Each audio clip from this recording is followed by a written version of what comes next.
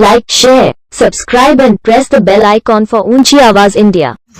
तो इंतखाबी मौसम है, ये हवाले से आप क्या देख रहे हैं? एक तरफ कांग्रेस है, दूसरी तरफ एक बीजेपी के मुताल्लिक बराह रास्त मुकाबला है। इससे कबल दरमियान में छोटी पार्टियां मंजर पर होती थी, वोट बढ़ जाने का खदशा था, लेकिन अब बराह रास्त मुकाबला है। लेकिन वोटर बेदारी से मुताल्लिक कोई वैसी चीज नजर नहीं आ रही। तो क्या महसूस कर रहे हैं आप इस मामले में?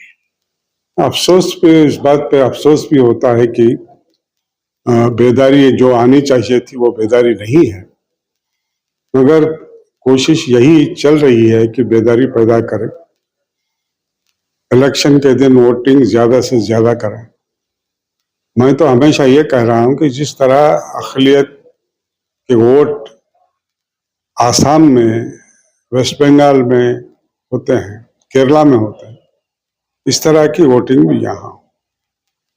और यहाँ जैसा जैसा इलेक्शन करीब आ रहा है, मैं ये नोट कर रहा हूँ कि कुछ ऐसे हादिसात को कलर देने की कोशिश कर रहे हैं। मसलन फ्रेजर टाउन में करामा होटल के सामने कुछ घटना हुई, कुछ गड़बड़ हुई है, कोई फिल्मी अदाकारा थी, खाने आई थी, कुछ गड़बड़, तो उसका बात का बतंगड़ बनाया गया। तो मैं फ्रेजर टाउन पुलिस को फोन करके पूछा तो पुलिस उन्होंने बोली, हाँ साहब हम सुने थे ऐसी कुछ गड़बड़ हुई थी। वो 2 अप्रैल को, 2 अप्रैल का मतलब 2 अप्रैल के रात में कंप्लेंट फाइल होना था। 2 अप्रैल भी नहीं करे, 3 तारीख भी अप्रैल नहीं करे, 4 तारीख भी कंप्लेंट नहीं करे। अब एकदम टीवी में और इसमें सब मीडिया में आना कि वहाँ मुसलमान बच्चे हमको सताए, कन्नड़ा नहीं बोलो, उर्दू बोले, ये एक माहौल बनाने की कोशिश कर, पोलराइज करने की कोशिश कर। वहां किसी लड़के ने एक लड़की, मुस्लिम लड़की का कत्ल किया, उनको मुबारकबाद देना चाहिए, तारीफ करनी चाहिए, काबिल तारीफ हैं वो अंजुमन इस्लाम हुबली के हजरात। उन्होंने जाके पुलिस से कहा कि उसको पकड़ के मारो, एनकाउंटर में मारो। हम इसकी बात की मजम्मत करते हैं, ऐसा नहीं होना चाहिए। जैसे लोग उसे बढ़ावा, हाँ, वो यत्न ऐसे लोग बढ़ावा दे रहे हैं। खुद लड़के की वो फयाज की माँ ने कहा कि मेरा बेटा जो किया वो बहुत गलत किया है, उसको कड़ी से कड़ी सजा मिलनी चाहिए। उसके बावजूद भी वहाँ एक रुखसाना का कत्ल होता है तो वो बात आगे नहीं बढ़ती, ये बात आगे बढ़ रही है। तो हमें चौकन्ना रहना चाहिए कि इलेक्शन के करीब करीब और भी कुछ ऐसे हादिसात हो सकते हैं। बहरहाल अभी मुझे खान साहब ने बुलाया तो मैं आया, पर कुछ लोगों में यह है कि मैं बीजेपी में चला गया, ऐसी बात नहीं है। मैं बीजेपी में नहीं गया, बीजेपी के लोगों से मुलाकात होती रही थी। उस वक्त माहौल ऐसा था, कोविड था।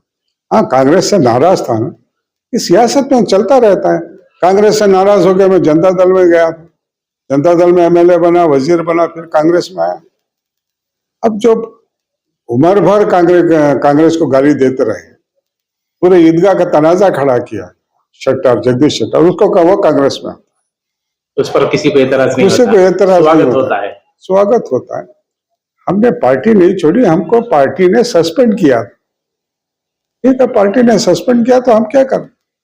अब वक्त का तकाजा है, अब हमने पार्टी सस्पेंड की है, मैं नहीं करता। हमको चाहिए कि ये कैंडिडेट को जिताना है।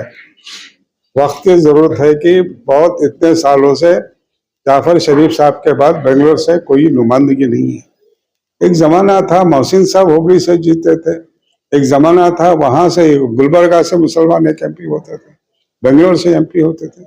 आज ये हालत बड़ी खराब है। बहरहाल वक्त का तकाजा, ज्यादा बात ना करते हुए मैं इतना कहूंगा, एक होकर बेंगलोर सेंट्रल से मंसूर को जिताए। बेंगलोर सेंट्रल ही नहीं, रियासत कर्नाटक के कोने कोने तक में पैगाम जाना चाहिए। छोटे से छोटा कब्जा, छोटे से छोटे गांव में जहाँ अक्सर हमारी आबादी, क्योंकि आपका हल्का भी बेंगलोर सेंट्रल में आता है, आप भी उसी से ताल्लुक है, तो बेंगलोर सेंट्रल से मुताल्लिक खुसूसी तौर पर क्या पैगाम रहेगा? ये कि मुसलमान ज्यादा से ज्यादा मुसलमान हिंदू अपने छोटी जात के भाइयों को भी लेकर जाकर कांग्रेस को जिताए, मंसूर को जिताए। एक नई लीडरशिप कर्नाटक में बननी चाहिए। नाजरीन, हमारी ये रिपोर्ट आपको कैसी लगी हमें ज़रूर इत्तला करें, और अभी तक आपने हमारा चैनल सब्सक्राइब नहीं किया है तो सब्सक्राइब कर लें और नीचे घंटी के बटन को दबाएं ताकि हर नोटिफिकेशन आप तक बराबर पहुंचे। शुक्रिया।